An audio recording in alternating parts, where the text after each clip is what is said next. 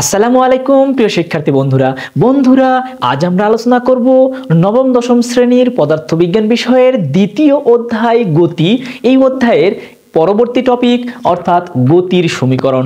ইতোমধ্যেই এই অধ্যায়ের 4টি পর্ব আপলোড করা হয়েছে, তোমরা যদি সেগুলো না দেখে থাকো অবশ্যই দেখে নিবে।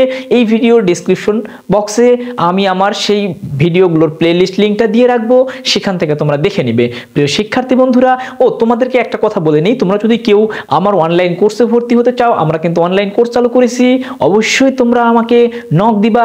সেক্ষেত্রে আমার এখানে স্ক্রিনে নম্বর লেখা থাকবে অথবা এখানে নম্বর লেখা আছে, সেই নম্বরে যোগাযোগ করতে পারো অথবা হোয়াটসঅ্যাপে মেসেজ করতে পারো।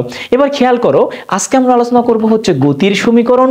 তো গতির সমীকরণ বুঝতে হলে আমাকে কিন্তু বিগত পর্বগুলো দেখে আসতে হবে, বিশেষ করে দ্রুতি এবং বেগ অর্থাৎ তৃতীয় পর্বের মধ্যে যেটা আছে, এরপর হচ্ছে ত্বরণ এবং মন্দন অর্থাৎ চতুর্থ পর্বের মধ্যে যেটা আছে।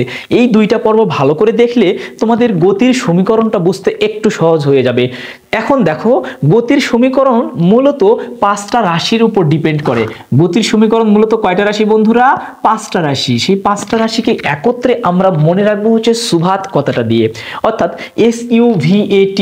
এই সুভাত কথাটার সাহায্যে আমরা জাস্ট মনে রাখবো যে গতির সমীকরণে মোট 5টা রাশি ব্যবহার করা হয়। মোট 5টা রাশি ব্যবহার করা হয়। এখান থেকে তোমাদের একটা গুরুত্বপূর্ণ MCQ হতে পারে, সেটা হচ্ছে যে গতির সমীকরণে কয়টি রাশির ব্যবহার রয়েছে? মনে রাখবা 5টা রাশির ব্যবহার রয়েছে। কিন্তু যদি প্রশ্ন আসে গতির সমীকরণ কয়টি, তাহলে কিন্তু অ্যান্সার হবে 4টি, কারণ গতির সমীকরণ হবে হচ্ছে 4টি, আর সমীকরণে ব্যবহৃত রাশি হবে হচ্ছে, মানে গতির সর্বমোট রাশি হলো 5টা, আর প্রত্যেকটা সমীকরণে মানে গতির সমীকরণে ব্যবহৃত রাশি হলো 4টা। একটু পরে এগুলো ভালো বুঝবে আরো।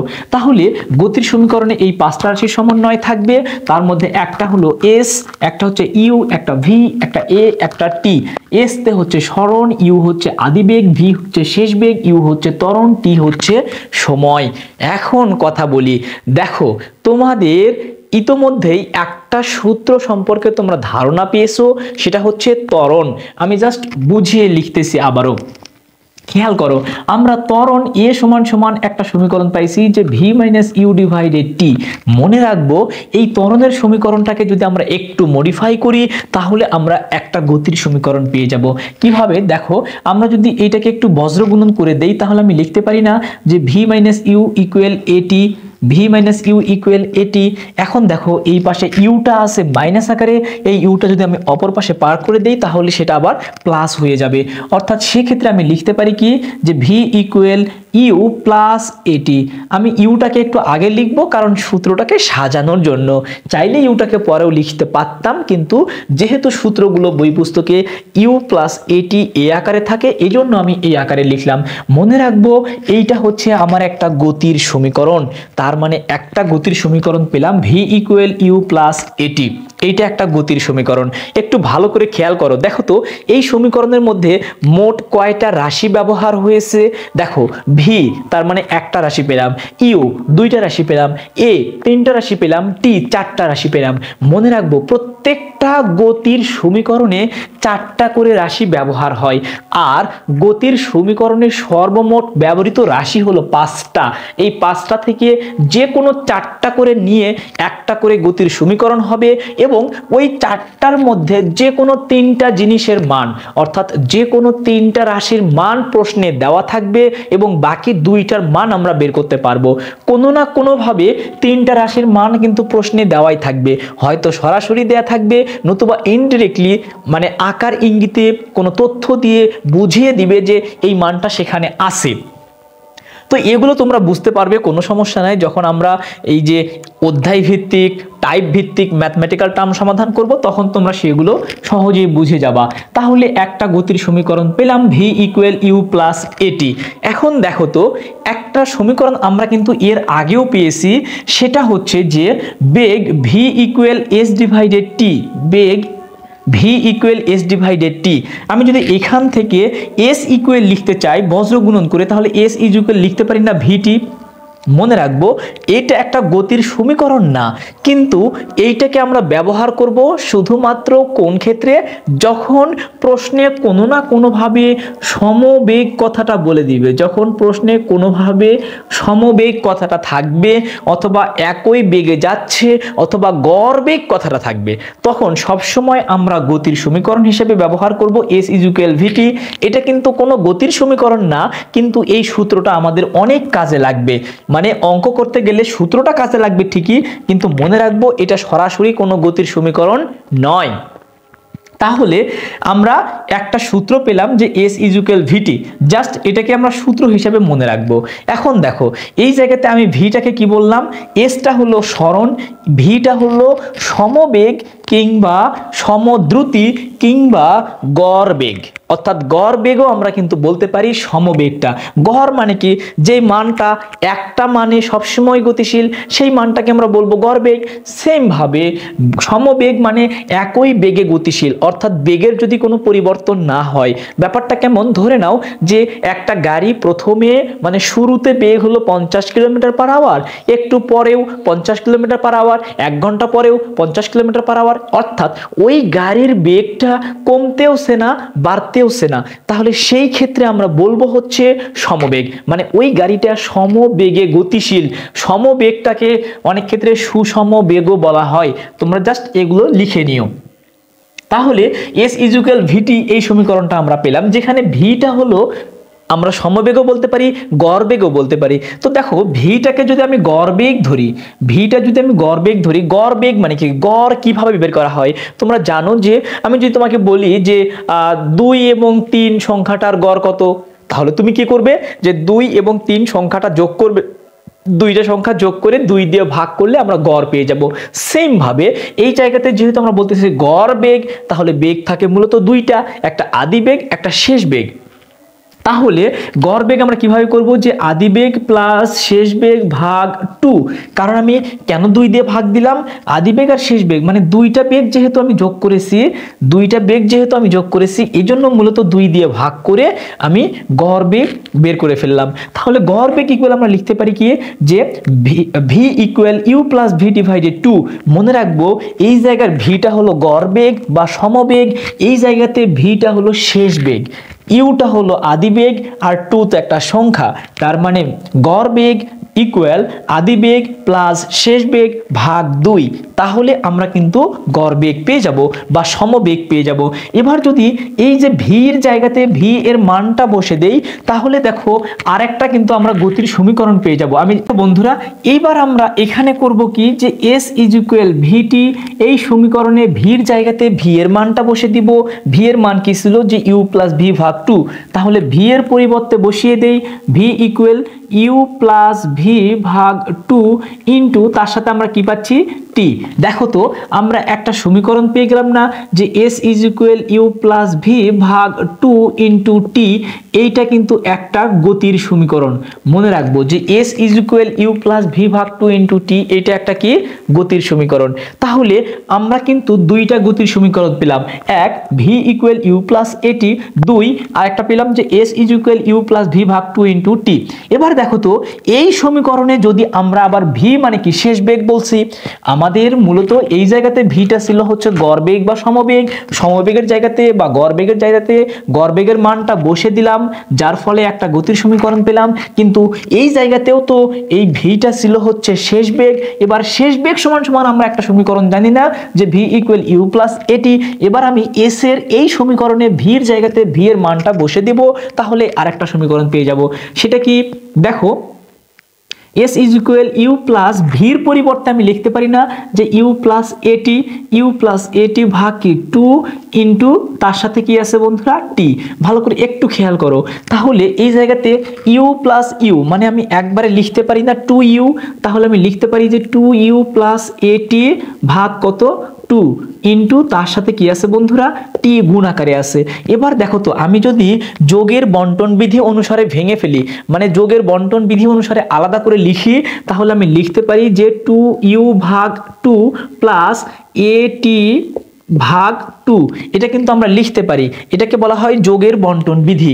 তার সঙ্গে সম্পূর্ণ অংশের সাথে টি কি আছে, গুণ আকারে আছে। তাহলে দেখো আমরা পেলাম যে 2u ভাগ টি, এটি ভাগ 2।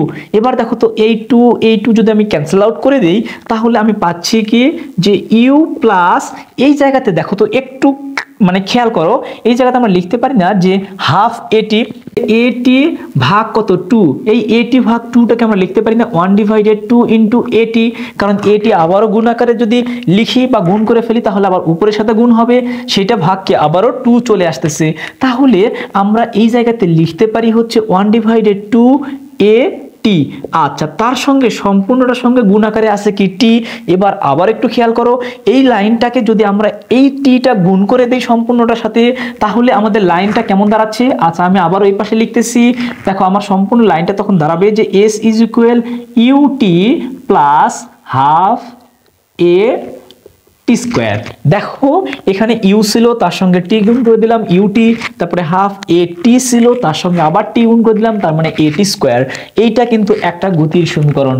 তাহলে আমরা গতির সমীকরণ পেলাম মোটে 3টা। এক, V equal you plus a t, তারপরে এস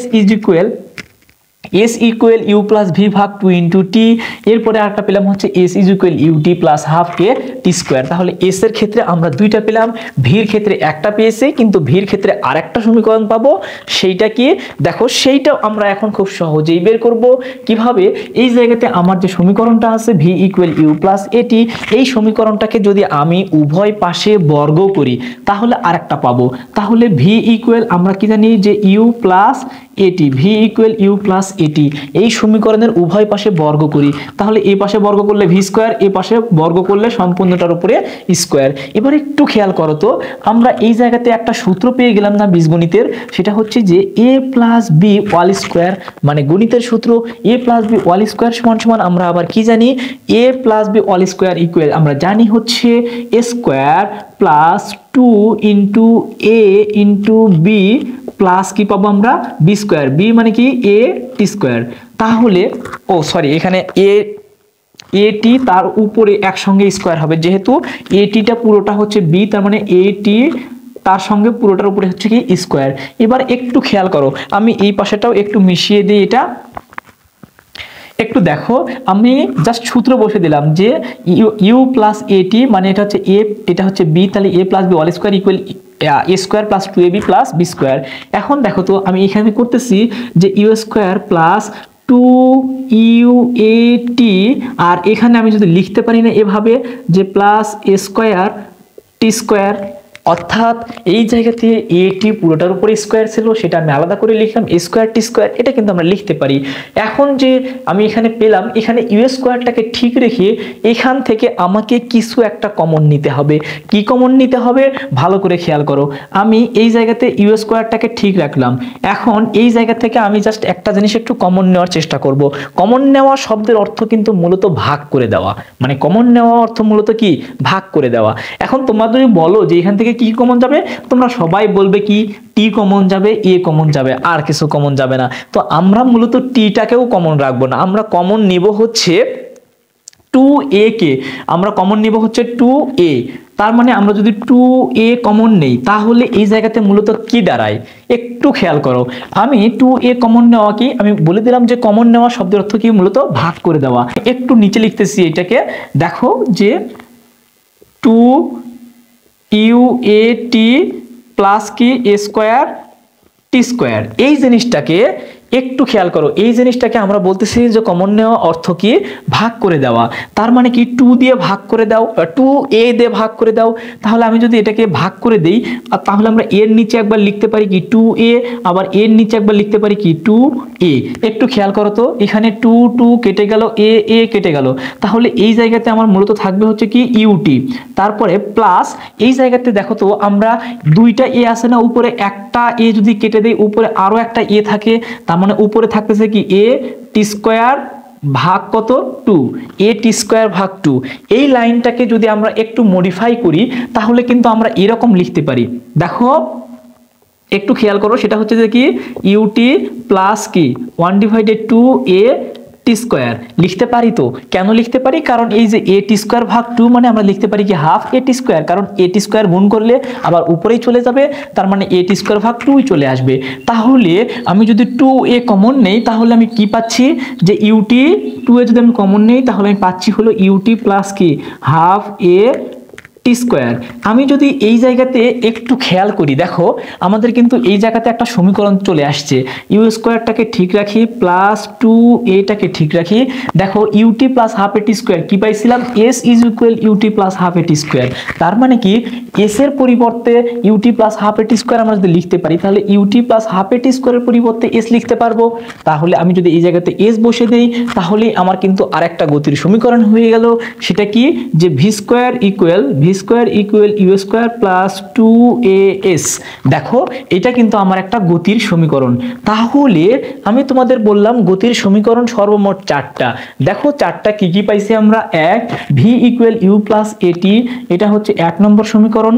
এরপরে দেখো আমরা গতির সমীকরণ আরেকটা পাইছি, সেটা হচ্ছে যে এই যে এখানে 2 নম্বর সমীকরণ S is equal you plus V divided 2 into T, এটা একটা গতির সমীকরণ।